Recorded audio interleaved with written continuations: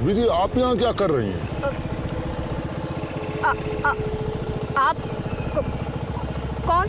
अरे शहर में कर्फ्यू लगने वाला है, आप चलिए यहाँ से जाइए।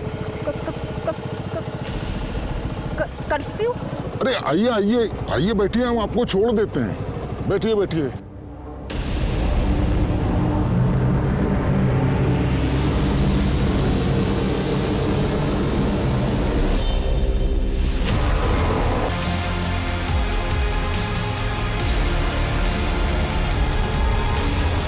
नमस्कार, आदाब।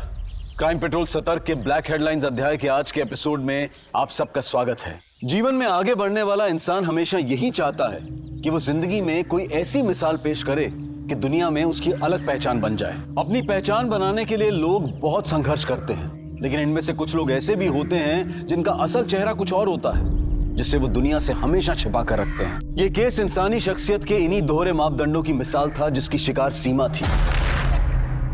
ठीक से ना बोल पाने वाली सीमा एक सरल और सादी जिंदगी जी रही थी, लेकिन 14 जुलाई 2019 की शाम को उसे बेरहमी से मार दिया गया। पर यह केस सिर्फ यहीं तक सीमित नहीं था। उस हत्या से पहले ऐसे कई अनर्थ होने थे जिनका अंत नहीं था, और इस केस से जुड़ा एक एक किस्सा सन कर देने वाली सुर्खियों से भी ज्यादा सुर्ख था।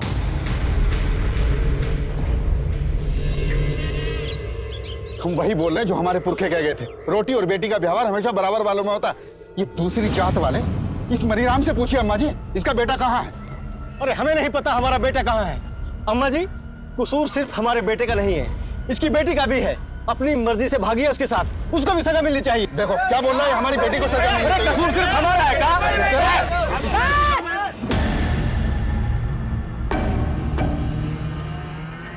तू मैं मर मिटे पूछ पूछ के जात। राम रहीम हैरान है, नाजुक है हालात। ये भी तो कह गए थे हमारे पूर्वज। अब आप लोग बताइए हमको कि क्या अपनाना है, अच्छाई या बुराई? पर अम्मा जी देखो नरेंद्र, मनीराम का लड़का सीएमओ की पद पर है। इस पद का लड़का ढूंढ पाते अपनी बिटिया के लिए? अम्मा जी, हम अपनी बेटी की शादी अपनी जात में ही करेंगे। बस हम फैसला कर लिए हैं। तुम दोनों के बेटा बेटी बालिग हैं, अब पता किए हैं हम, वो दोनों शादी भी कर चुके हैं। तो अब ना जात बीच में आएगी और ना ही किसी की जिद। अम्मा जी के, अम्मा जी के, अम्मा जी के।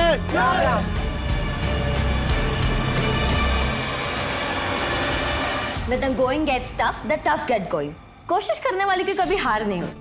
हमारी दादी की तरह हमारी मम्मी ने भी साबित कर दिखाया है। ये रही हमारी मम्मी। हर मम्मी गांव की सभी औरतों के साथ मिलकर गृह उद्योग चला रही है। मम्मी कुछ तो बोलिए। हम क्या बोले? अरे अपने काम के बारे में बताइए। तू ही बोल। देखिए, कामयाब इंसान तो वही होता है जो बोलने में नहीं करने में विश्वास रखता। विवेक, तो ये है मेरा कजिन विवेक। विवेक हाय बोले मेरे दोस्तों। नहीं मेघना दीदी, मुझे सब नहीं करना। अरे तो ये है मेरे दद्दू। इनके आयुर्वेदिक नुस्खे बहुत मशहूर है, वर्ल्ड फेमस, और इनका तकिया कला माइंड ब्लोइंग। ओके गाइस, तो अब हमारे दादी, चाचा और पापा आ गए, लेकिन इन सब से मैं आपको फिर कभी मिलाऊंगी। वो विधायक है तो हम भी तो सरपंच है गांव के, मनमानी नहीं सहेंगे उसकी। तो पावर में समझौता कर लीजिए आप उससे। समझौता? हमने कभी अपने उसूलों से समझौता नहीं किया है। फोन लगा उसके पिए को, बोलो अम्मा जी मिलना चाहती हैं। कालाई झंडे बाबूजी, सिर्फ पंचायत में ही नहीं, क्षेत्रीय राजनीति में भी झंडे गाड़ने के लिए तैयार है माँ। अरे वाह, मतलब गांव का ही नहीं पूरे कस्बे का भाग्य बदलने वाली है दादी। माँ, विधायक जी से कल की मीटिंग फिक्स हो गई है।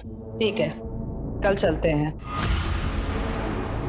सॉरी, बहुत ज्यादा इंतजार करना पड़ा आप लोगों को। बताइए क्या सेवा करें आप लोगों की?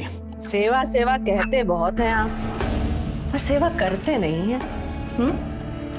3 साल हो गया पानी का पाइप बिछे हुए, पर नलों में अभी तक पानी नहीं है बिश्नोई जी। वो तो तभी आएगा जब जिले में पानी की टंकी बन जाएगी। लेकिन इसका जो बजट था ना, तो पाइपलाइन बिछाने में ही खर्च हो गया। अब ऊपर से फंड आएगा तो। पर नीचे से तो बहुत आए हैं आपके पास। पाइपलाइन बिछाने में जितना पैसा ठेकेदारों को बांटा गया है, उसका आधा तो आप ही के पास आ गया। जबान संभाल के बात कर सरपंच, वरना न ये सर रहेगा और न पंच की अकड़। अकड़ तो अब तुम्हारी टूटेगी बिस्नोई। घर घर पानी के स्कीम में जो घोटाला किया हो ना, सब मीडिया के सामने लाएंगे। कुर्सी बचाना मुश्किल हो जाएगा तुम्हारा।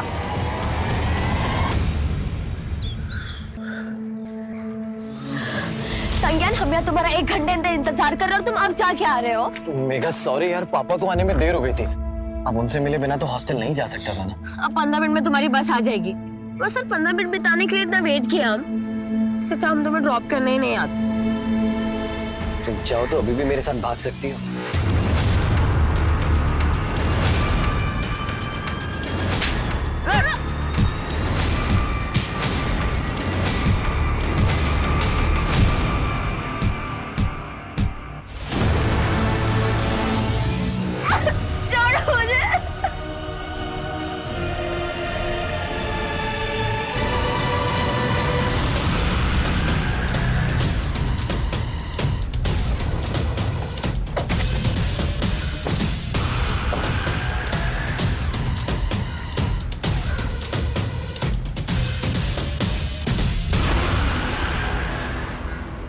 गांव की एक महिला सरपंच अपने गांव से इतना दूर उस सुनसान जगह पर क्या करने गई होगी? सर हो सकता है कि मर्डर किसी दूसरी जगह पे किया गया हो और बॉडी को ले जाके वहां डंप किया गया हो। रानी देवी की कल की पूरी एक्टिविटीज पता करो।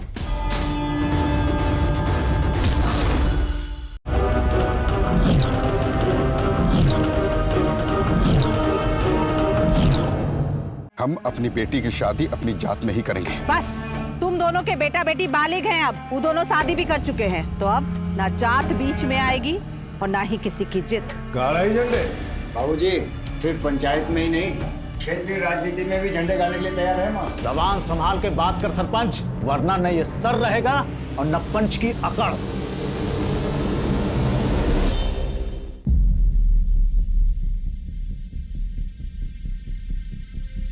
सर पे किसी शार्प ऑब्जेक्ट सवार है। बॉडी पे निशान हमें देखकर लगता है कि बॉडी से कत्ल करने के बाद जबरदस्ती गहने उतारे गए।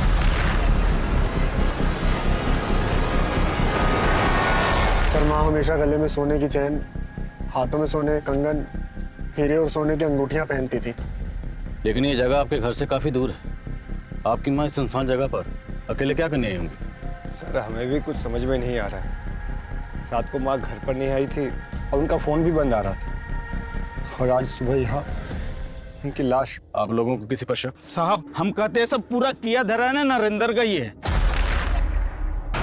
कौन नरेंद्र? हमारे गांव का ही है साहब। उसकी लड़की ने दूसरे जात के लड़के से शादी कर लिया था। नरेंद्र चाहता था अम्मा जी वो लड़के को सजा दे, पर अम्मा जी लड़का और लड़की के रिश्ता का बचाव किए थे, इसलिए बहुत गुस्से में था। अम्मा जी, मैं उस नीच लड़के को अपना दामाद ना मान सकता। अगर आपकी बेटी होती तब भी आप यही फैसला सुनाते? हाँ, तब भी हमारा यही फैसला होता। हमें मंजूर नहीं है आपका ये फैसला। साहब, वो नरेंद्र अपना फोन बंद करके भाग गया है। हमको पूरा यकीन है अम्मा जी का मर्डर उसी ने किया है। रहता कहाँ है नरेंद्र?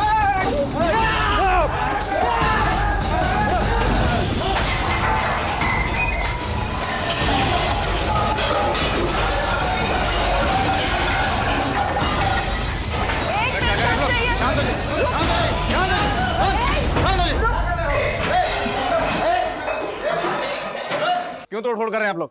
साहब, उस कमीने नरेंद्र ने हमारी अम्मा जी की हत्या की है और आज हमारे हाथ आने से पहले ही भाग गया। अगर हमारे हाथ आ जाता तो हम मुझे यही काट देते। एक मिनट, जब वो घर पे है ही नहीं तो तोड़फोड़ करके क्या फायदा होगा? तो सर लाई ना उसे हमारे सामने, हम उसे जिंदा नहीं छोड़ेंगे। भाभी, हमने चारों तरफ पता किया, लेकिन मेघा का कहीं कुछ पता नहीं चल रहा। पर वो ऐसी तो गायब नहीं हो सकती ना शमशेर भैया, जरूर उसके साथ कुछ हुआ है।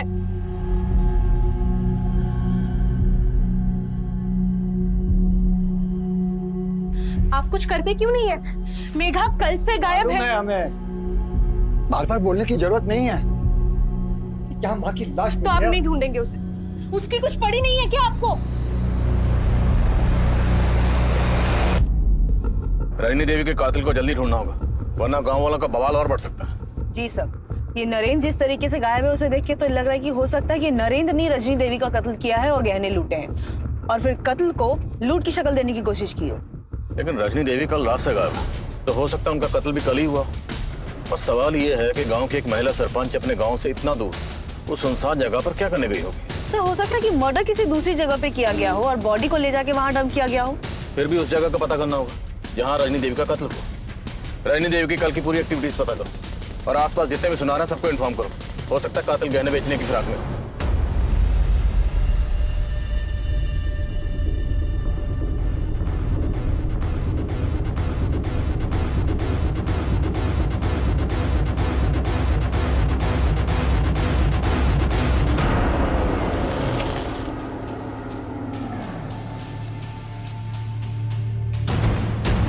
शहर क्या गई यार, इतना बड़ा कांड हो गया, इतनी बड़ी बात हो गई, तुमने हमें बताना जरूरी नहीं समझा, खबर तक नहीं दी हमें। और तू हरामखोर, तू कहा था कांड हुआ? वो बाजी अम्मा जी ने हमें दोपहर में ही काम के लिए तहसील भेज दिया था। अरे तू तहसील में था तो कौन सी कचहरी लगाने गई थी? तू बता दी, तुझे उसके बारे में सब पता रहता था, अब बोलेगा अभी?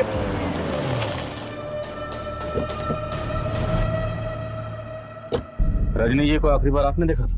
जी सर, माँ और हम विधायक जी के पास से लौट रहे थे और हमें काम से शहर जाना था। माँ के कहने पर हमने शाम को उनको गांव के पास छोड़ दिए थे सर। माँ को शाम में टहलने की आदत थी तो हमें लगा कि टहलते टहलते वो घर पहुंच जाएंगे। उसके बाद रजनी जी घर आई नहीं? उस वक्त घर पे कौन था? सर कोई नहीं था यहाँ और हम अपनी बीवी के साथ उसके मायके गए हुए थे। देर रात पहुंचे तो माँ नहीं थी, तभी से हम उनको खोज रहे थे। आप भी इनके साथ थे? अब हम तो 2 दिन से शहर में थे, योगा शिविर में। खबर मिलते ही फौरन लौट आए। पता नहीं सब कैसे हो गया। तो आदित्य ने रजनी देवी को गांव के बाहर ड्रॉप किया था। हो सकता है किलर ने वहां उन्हें अकेले देख उनको टारगेट किया। लेकिन ये बात उनके बेटे ने मैं पहले नहीं बताई। ऐसा लग रहा है जैसे सब कुछ सोच समझ के बोल रहे हैं। पता करो रजनी देवी के मर्डर की वजह कहीं कोई घरेलू झगड़ा तो नहीं, और नरेंद्र को ढूंढने पर जोर दो। ठीक है सर।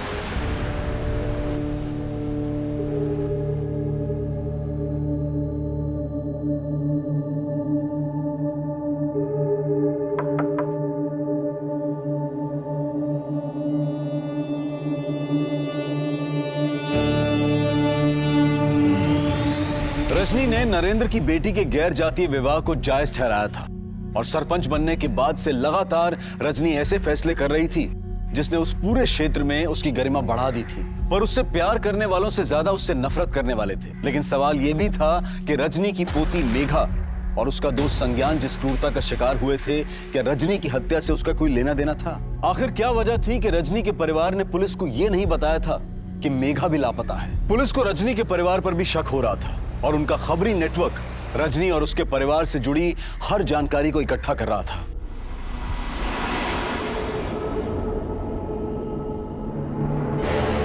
हम पे भरोसा रखो विनीता, हम भी मेघा के लिए परेशान हैं।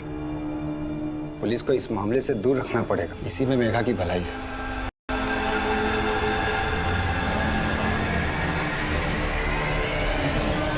सर, जिस दिन रजनी देवी की लाश मिली थी उस दिन सुबह नरेंद्र को एक टैक्सी स्टैंड के पास देखा गया था। एक सवारी टैक्सी वाले ने उसे हापुड़ बस अड्डे के पास उतारा था।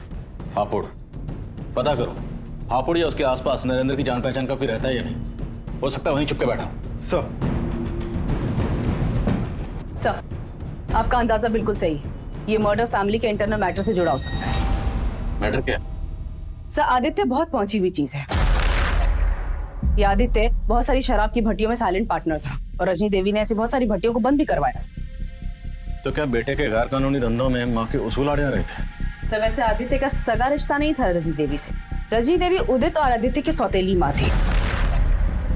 दरअसल उदित और आदित्य के पिता की शादी रजनी देवी की बड़ी बहन से हुई थी, लेकिन आदित्य के जन्म के बाद उनकी मौत हो गई और उसके बाद रजनी देवी के पिता ने उनकी शादी विश्वनाथ से करवा दी।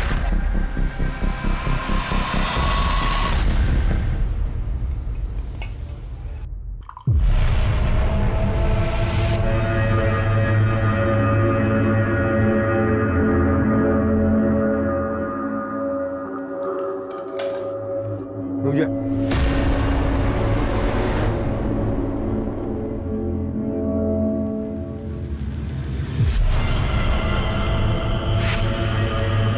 चल चाट इसको।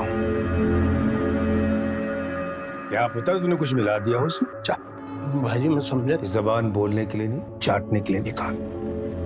चल।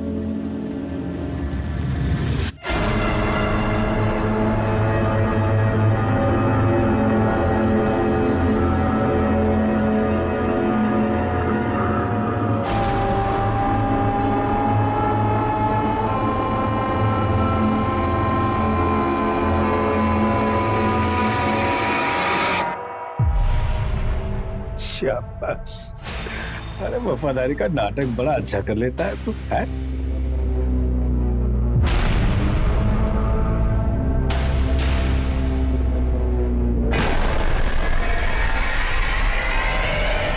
हम गलत काम करते थे, इसका क्या प्रूफ है आपके पास? प्रूफ मिटाने में तो माहिर हो तुम, पर वैसे भी तुम्हें अपनी माँ से कोई खास हमदर्दी तो थी नहीं। उनकी मौत के बाद हमारे भी आंसू आए थे, पर यह सच है कि उनके उसूल खलते थे हमको, और हमको ही क्या, बहुत से लोग ऐसे हैं जिनको वो खलती थी। किसकी बात कर रहे हो? अब हम जिनकी बात कर रहे हैं उनको यहाँ बिठा नहीं पाएंगे। तो आप साहब बोलो, किसकी बात कर रहे हो? हमारी माँ ने इस बार विधायक बिश्नोई जी से पंगा लिया था, उसी के ऑफिस में उसी की पैंट ढीली कर दी। अकड़ तो अब तुम्हारी टूटेगी बिश्नोई। घर घर पानी के स्कीम में जो घोटाला की हो ना, सब मीडिया के सामने लाएंगे। कुर्सी बचाना मुश्किल हो जाएगा तुम्हारा। तू मेरी कुर्सी हिलाएगी? तू मेरी कुर्सी हिलाएगी? औकात देखिए तेरी। अरे सर, सर तुम्हारे जैसे कितने सरपंच मेरे नीचे हैं। अरे सर रहने दीजिए ना, माँ छोड़। औकात की बात कर रहे हैं नेताजी, ऑफर तो सुना दे हम इनको अपना। आप चाहते हैं कि हम अपना मुंह बंद रखें, बस आप हमारे गांव के स्कूल के लिए 20 लाख रुपया डोनेशन दे दीजिए, हम एकदम चुप हो जाएंगे। उन्हें लग रहा था विधायक जी डर जाएंगे, लेकिन उन्होंने तो माँ को मार के ही खामोश कर दिया। अच्छा, तो ये बात तुमने हमें पहले क्यों नहीं बताई? सर अगर हम आपको पहले बता देते तो वहाँ जो विधायक बिश्नोई जी बैठे हैं वो हमको उठा लेते घर से, और आप उनकी गिरबान तक नहीं पकड़ पाते। नो एविडेंस बोल के आप लोग पल्ला झाड़ लेते। सर हमें अपनी सिक्योरिटी भी देखनी, और साथ में अपनी फैमिली वालों की भी।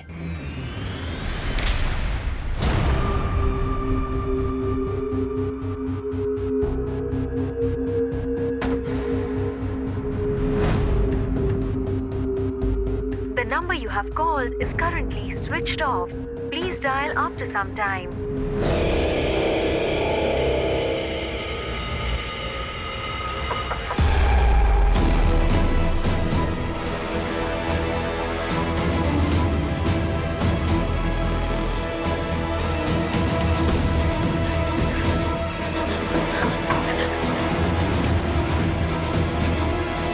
कौन है? Room service madam.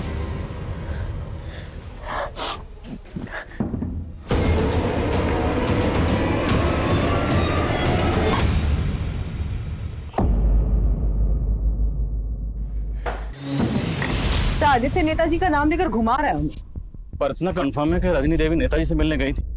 पता करो, क्या रजनी देवी के पास कोई ऐसा सबूत था जिससे नेताजी को खतरा हो सकता था, और हो सकता है इस काम के लिए नरेंद्र को इस्तेमाल किया गया। ये केस अब एक हाई प्रोफाइल केस बन गया था, और इस केस के सबसे बड़े सस्पेक्ट नरेंद्र को ना पकड़ पाने से पुलिस पर मीडिया और गांव वालों का प्रेशर आ गया था। लेकिन जल्द ही पुलिस ने नरेंद्र को ढूंढ निकाला।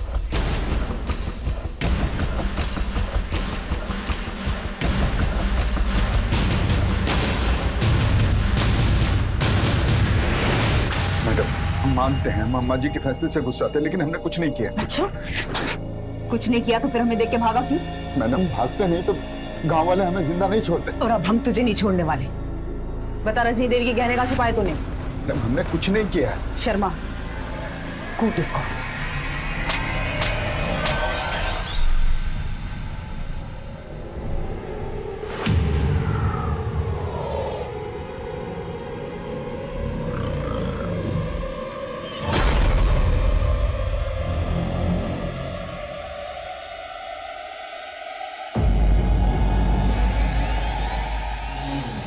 देखिए, हम कहते थे ना कि उनका किसी से चक्कर है।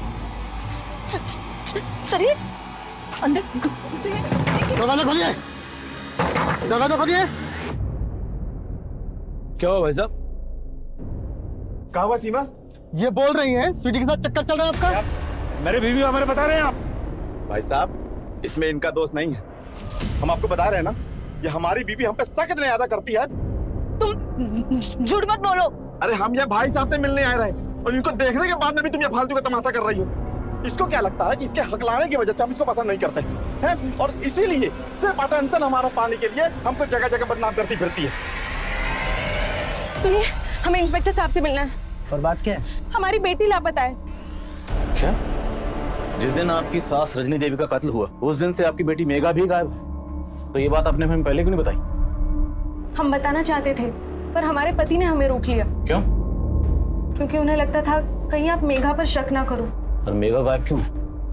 उसकी क्या वजह? सर, वो एक लड़के को पसंद करती थी। कौन लड़का? संज्ञान। संज्ञान, हम यहाँ तुम्हारा 1 घंटे इंतजार कर रहे हो, तुम अब जाके आ रहे हो? मेघा सॉरी यार, पापा को आने में देर हो गई थी। सर, जिस दिन मेघा गायब हुई उस दिन हमें लगा कि संज्ञान उसे लेके भाग गया है, क्योंकि उस दिन से वो भी गायब है।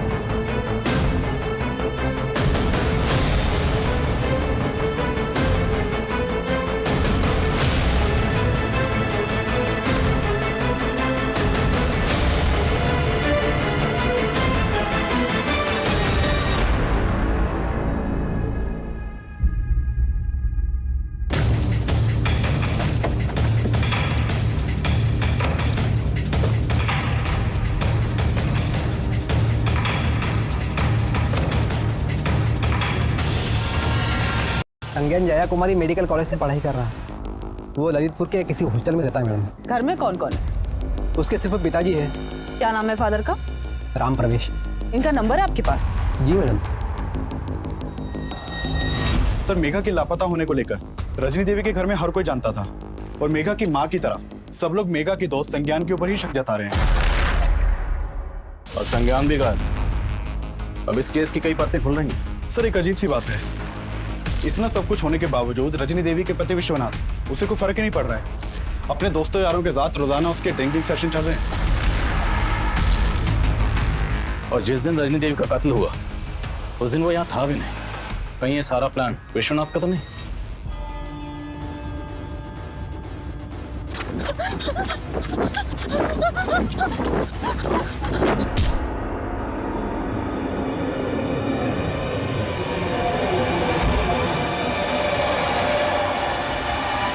हमें फिक्र हमारी पोती की है सर, लेकिन ये रजनी, यही वजह सबकी कि आज मेघा हमसे दूर है। आखिर क्या वजह जो आप अपनी मरी हुई बीवी को इतना कोस रहे हैं? उसे कोसने की हजारों वजह है हमारे पास। तब तो उसे मारने की भी कोई ना कोई वजह जरूर होगी आपके पास। हमें मालूम था आप हम पे शक करेंगे, लेकिन हमने कुछ नहीं किया है सर। अपनी बीवी को कोसने की वजह नहीं बताएंगे? उसे कोसने की सबसे बड़ी वजह थी वो शमशेर। शमशेर? हाँ, शमशेर। हमसे ज्यादा उसे पसंद करती थी। कहती थी कि हम उसकी नहीं, उसके बाप की पसंद थे। आप कहना चाहते हैं आपकी बीवी रजनी देवी का शमशेर के साथ? जो आंखों देखा है वही बता रहे सर। वो हमारे फार्म हाउस में उसके साथ बहुत ज्यादा वक्त गुजारती थी।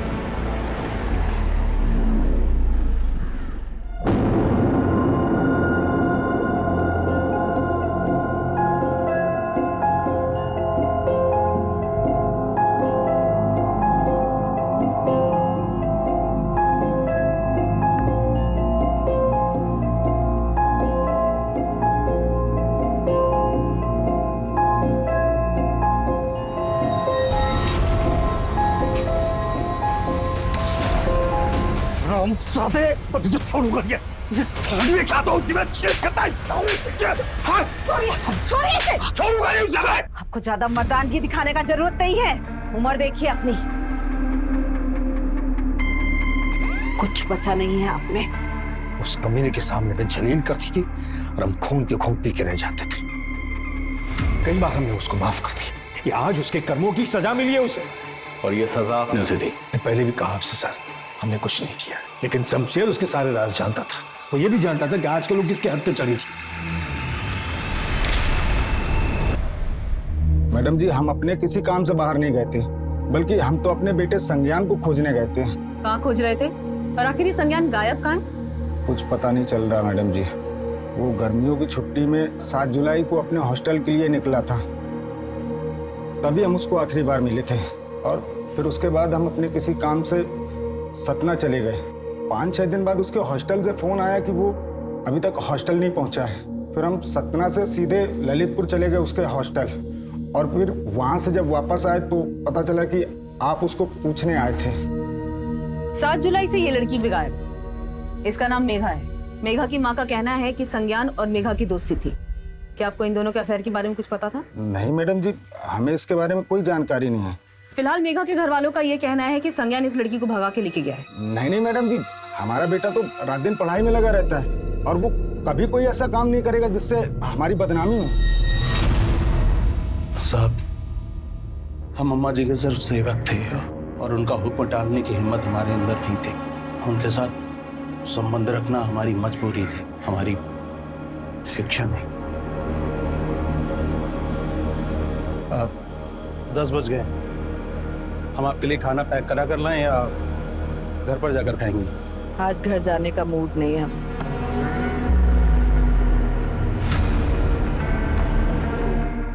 तुम भी यही रुक जाओ। जी। जो कुछ कहते हैं सर हिलाकर हाँ कर देते हो। सब बात मानोगे का हमरे? जी, बस हुक्म करके देखिए। सच बोल रहे हो क्या?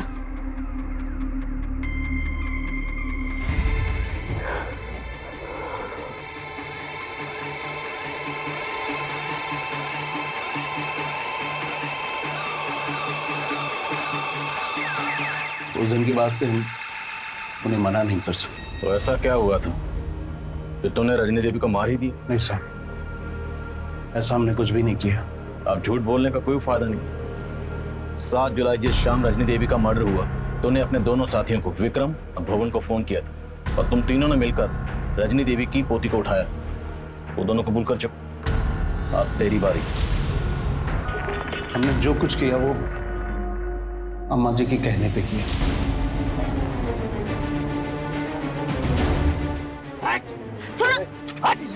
कौन हो तुम लोग?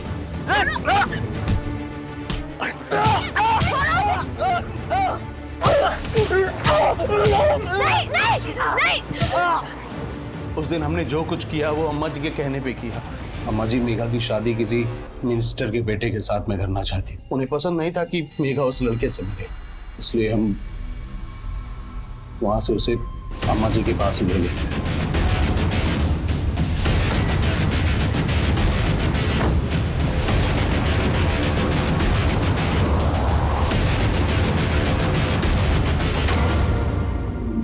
हमारे घर की बेटी होके कुछ जात वाले लड़के से इश्क लड़ा रही थी तुम? दादी, हम संज्ञान से प्यार करते हैं। हम आपको उसके बारे में बताने ही वाले थे। हमने पहले ही पता कर लिया। भूल जाओ उस लड़के को। हमने तुम्हारी शादी एमपी साहब के बेटे से तय कर दी है। इससे तुम्हारी जिंदगी भी संवर जाएगी और हमरे कुल की भी। दादी, आप कुल और जात की बात कर रही है? हाँ, कहे बेटी और रोटी का व्यवहार कुल जात देख कर ही किया जाता है बिटिया। हमने सपने में भी नहीं सोचा था कि आप ऐसे निकलेंगे। अगर अब आपने हमें संज्ञान से शादी करने से रोका तो हम पूरे गांव को बता देंगे आप कितनी बड़ी ढोंगी है।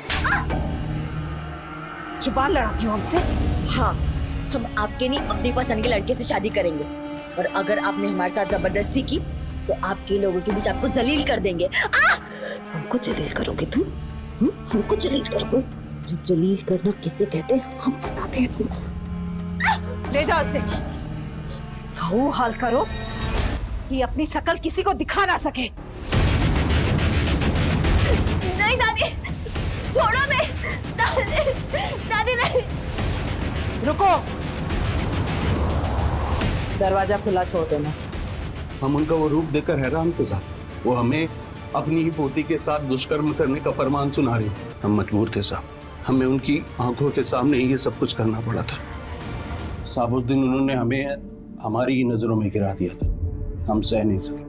हम अम्मा जी और मेघा को फार्म हाउस में छोड़ के चले गए थे। उसके बाद क्या हुआ हमें सच में कुछ नहीं पता।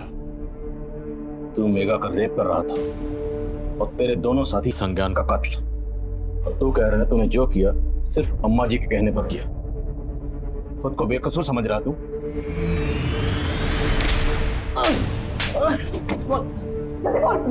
मैडम, हम उस लड़के की पिटाई जरूर की थी, लेकिन हम जान से मारना नहीं चाहते थे।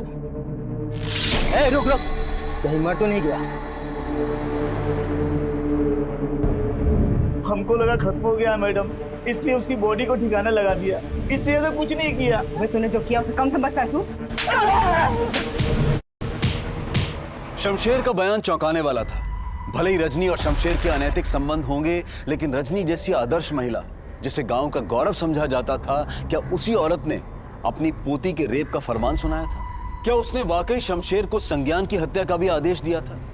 इस पर विश्वास करना मुश्किल था, लेकिन शमशेर झूठ बोले, पुलिस को फिलहाल इसकी भी कोई वजह नजर नहीं आ रही थी।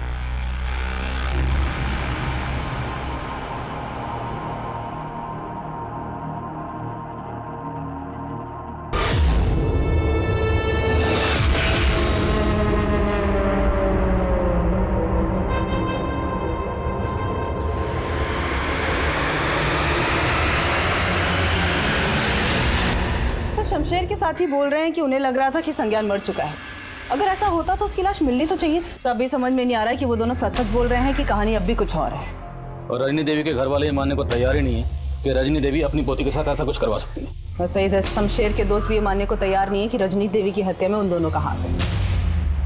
संज्ञान के साथ साथ मेघा का भी कुछ पता नहीं चल रहा, ये केस को सुलझता ही जा रहा है। सर एक बात पता चली है, रजनी देवी की हत्या के अगले दिन उनके बड़े बेटे उदित ने एक गैराज में एक कार बेची थी, वो भी सिर्फ 15,000 रुपए में। कुछ तो गलत है।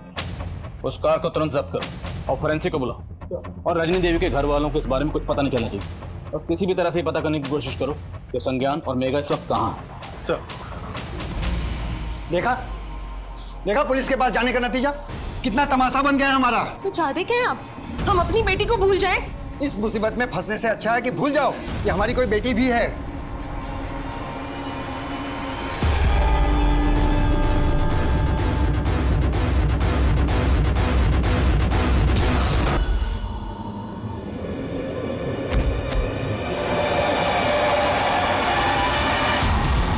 उस गाड़ी को जब्त किया गया तो फोरेंसिक को उसमें कई ऐसे खून के धब्बे मिले जिन्हें मिटा दिया गया था, और ये देखा जाने लगा वो खून रजनी से मैच करता था या नहीं। वहीं संज्ञान और मेघा की तलाश भी जारी थी, और जल्द ही पुलिस को मेघा की हत्या की जानकारी मिली।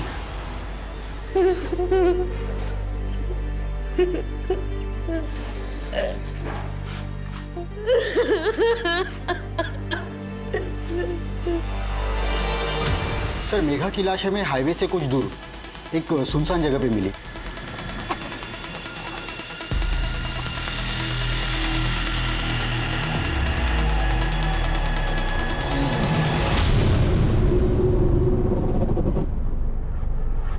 बॉडी की कंडीशन बहुत ही खराब थी सर, बॉडी पे कोई कपड़ा भी नहीं था।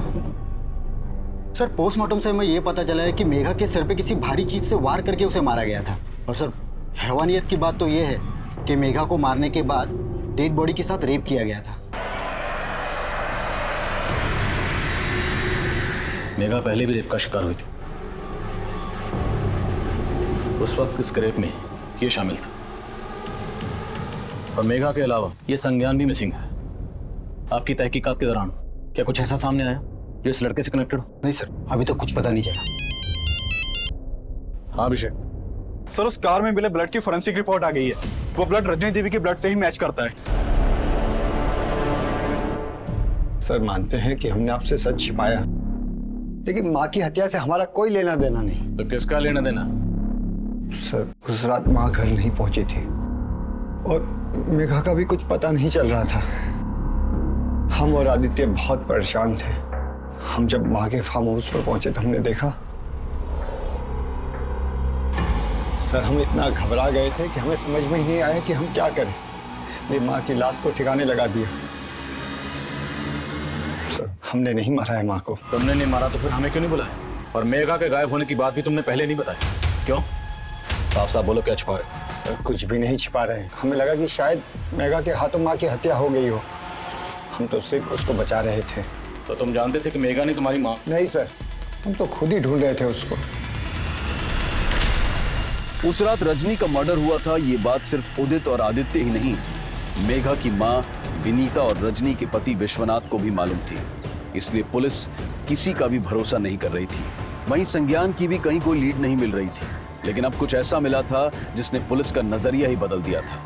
सब कुछ दिनों पहले मेरठ में एक सीमा नाम की औरत का मर्डर हुआ। सीमा के मर्डर की मोडस ऑपरेंडी मेघा के मर्डर की मोडस ऑपरेंडी से मैच करती है।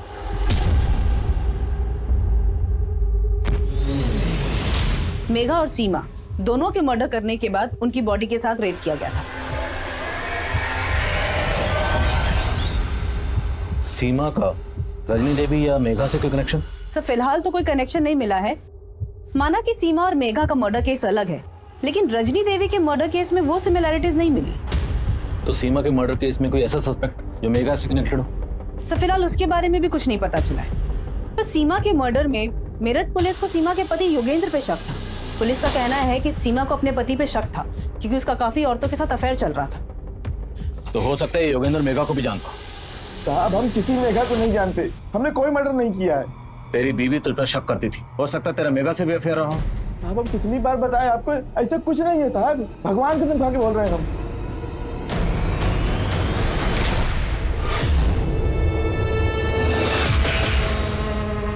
अरे बेटा, आप यहाँ क्या कर रही हैं? जी, हम पहचाने नहीं आपको। अरे हम आपके पापा के दोस्त हैं, संजीव।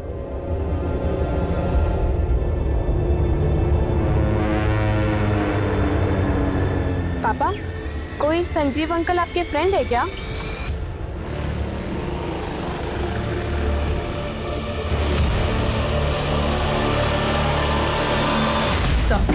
सर, पिछले कुछ सालों के मैंने कई मर्डर केसेस स्टडी किए। इसमें मालूम चला कि सीमा और मेघा जैसी कई ऐसी लड़कियों के मर्डर केसेस सामने आए जिसमें डेड बॉडीज के साथ रेप किया गया था। हत्या की वजह थी सर पे हुआ वार, और एक दो क्राइम सीन पर पुलिस को खून में लथपथ हथौड़े भी मिले। हथौड़े? यस। तो क्या ये किसी सीरियल मोलेस्टर का काम जो एक ही पैटर्न से सारे मर्डर कर रहा है? लग तो ऐसा ही रहा है सर। इन सारे केसेस को अच्छी तरह स्टडी करो और देखो कि क्राइम सीन पर आसपास क्या क्या कॉमन है। कोई ना कोई लीड जरूर मिलेगी। Right sir. पुलिस इस केस में सीरियल मोलेस्टर की थ्योरी बना रही थी, लेकिन संज्ञान के गायब होने का राज इस केस को फिर से दूसरी दिशा में मोड़ रहा था। सर, ललितपुर से कुछ दूरी पर एक लॉज है, आरवी लॉज। इसी लॉज से 5 किलोमीटर की दूरी पर मेघा की लाश मिली थी। सर, खबरों से पता चला है कि पिछले कुछ दिनों से वहां पे एक लड़का छुपकर बैठा हुआ है। मुझे शक है कि वो संज्ञान है। फौरन एक टीम लेकर वहां पहुंचो।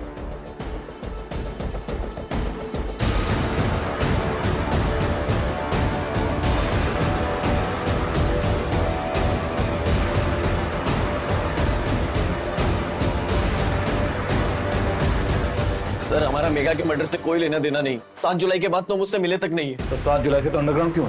सर, उन लोगों ने हमें बहुत मारा। उस डर की वजह से हम वहाँ चले गए। डर की वजह से तो लॉज चला गया। अपने घर क्यों नहीं गया?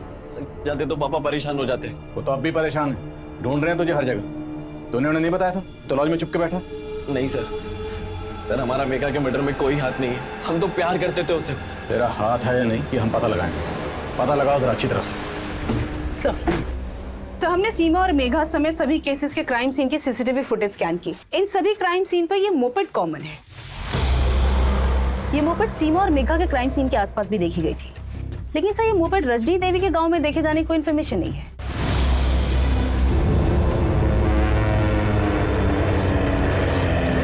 सुनिए,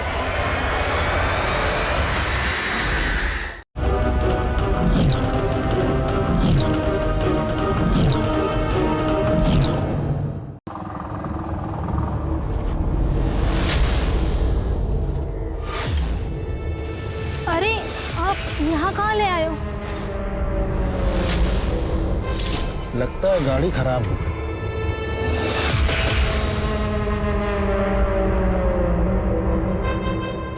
अरे, ये क्या कर रहे हैं आप?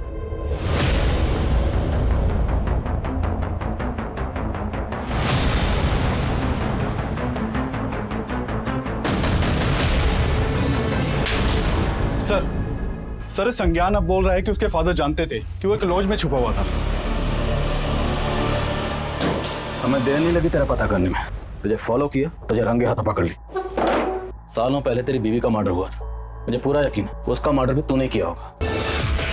सही कहा आपने, हमारा पहला शिकार हमारी पत्नी थी।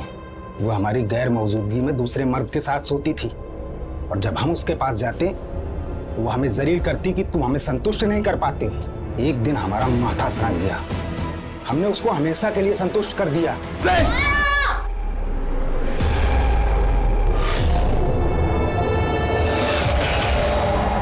वो तो संतुष्ट हो गई, पर हम संतुष्ट नहीं हुए। उसी वजह से हमें इन औरतों से नफरत हो गई। तो ऐसा करता क्या था?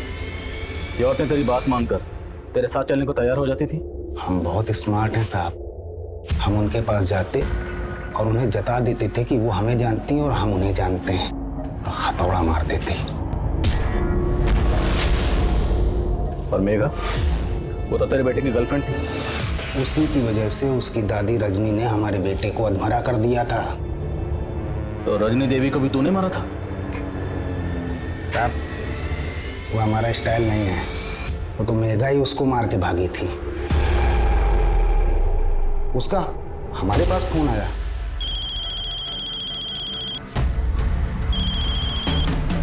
हेलो अंकल, हम मेघा बोल रहे हैं, संज्ञान की दोस्त। मेघा? हाँ अंकल, संज्ञान ठीक तो है ना? हमने उससे बोला संज्ञान सही सलामत है और हम उसको संज्ञान से मिलवा देंगे। फिर हम उससे ललितपुर में मिले, उसने हमें अपना सारा दुखला सुनाया। क्या तुम्हारी दादी ने तुम्हारा रेप करवाया था? हाँ अंकल। अब आई अक्ल ठिकाने तुम्हारी? हाँ बोलो, शादी करोगी उस लड़के से? अब हम मर जाएंगे, लेकिन आपकी बात कभी नहीं मानेंगे। मेघा, मेघा, मेघा रुक। ठीक है, तो हम तुमको भी मार डालेंगे, उस लौंडे को भी। हाँ, तुमको क्या लगता है तुमको ऐसे जाने देंगे?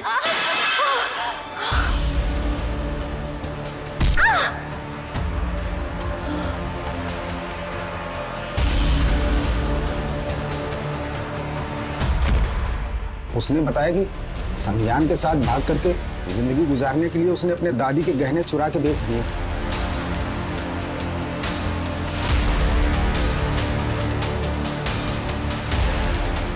बेटा डरो नहीं, हम तुम्हारे साथ हैं। हमारे साथ बैठो, हम संज्ञान के पास तुम्हें ले चलते हैं। आओ।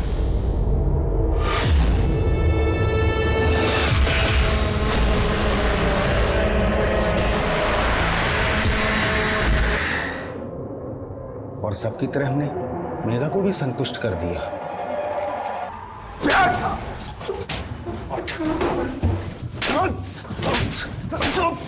अब तुझे संतुष्ट हम करेंगे। करो जरा इसकी तसल्ली। राम प्रवेश पिछले 7 सालों में सीमा और मेघा समेत 25 से भी ज्यादा महिलाओं को अपना शिकार बना चुका था। लेकिन मेघा सिर्फ राम प्रवेश की ही नहीं, बल्कि अपनी दादी रजनी और शमशेर की क्रूरता का भी शिकार थी। मेघा अपनी दादी रजनी को एक आदर्श नारी के रूप में देखती थी। रजनी के उदाहरण देकर वो लोगों को आगे बढ़ने की सीख देती थी। लेकिन वही रजनी उसकी सबसे बड़ी गुनहगार थी। इंसान अपनी अच्छी कथनी से महान दिख सकता है, लेकिन महान काम करने वाले लोग बोलने से ज्यादा करने में विश्वास रखते हैं, और उनकी कथनी खुद दुनिया लिखती है। अब मैं अनूप सोनी आपसे विदा लेता हूं। फिर मुलाकात होगी क्राइम पेट्रोल सतर्क के ब्लैक हेडलाइंस अध्याय में एक और नए केस के साथ। और याद रखें, क्राइम और आपके बीच में सिर्फ इतना फर्क है कि आप कितने सतर्क हैं। सतर्क रहें, सुरक्षित रहें।